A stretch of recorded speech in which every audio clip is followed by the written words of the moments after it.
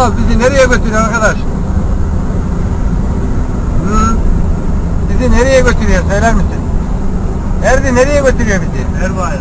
Erbaa'ya mı? Ulan Bursa diye kandırdı bizi, Erbaa'ya götürüyor. Enişteyle neyin işine karışılmazmış? Ustanın şoförün işine. Gece saat 4. Hala yoldayız. 3'te çıktık yola. Evet arkadaşlar, şu anda fırına geldik. Ekmek almaya. Kolay gelsin.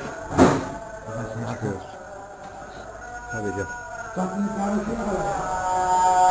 Evet. Sabah ezanı okuduk. Bursa'da mola verdik. Daha önüne başla. Evet arkadaşlar, şu anda Bursa'da mola verdik. Şu anda ihtiyaç molası. Şişimizi yaptık. Şimdi domates ekmek. Manava gittik.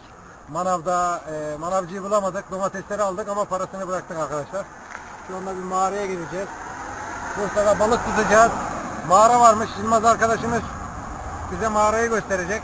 İnşallah mağarada başka bir şey göstermez. Abiye gör. Evet arkadaşlar, İnegöl dedikleri yer burası.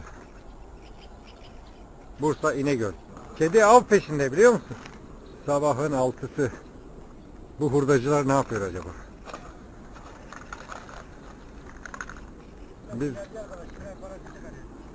Bunlar tinerci. Tiner parası çıkarıyorlar. Adamlar hep lastik yakmışlar. Gidiyor. İşemiş adam için amına. İşemiş. Ne yapıyor? Ağzıma sıdık geldi. Abi, işemiş adam.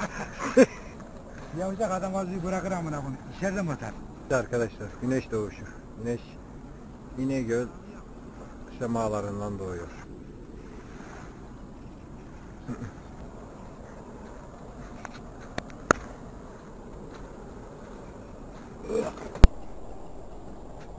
Anlatmaya gerek yok arkadaşlar, görüyorsunuz.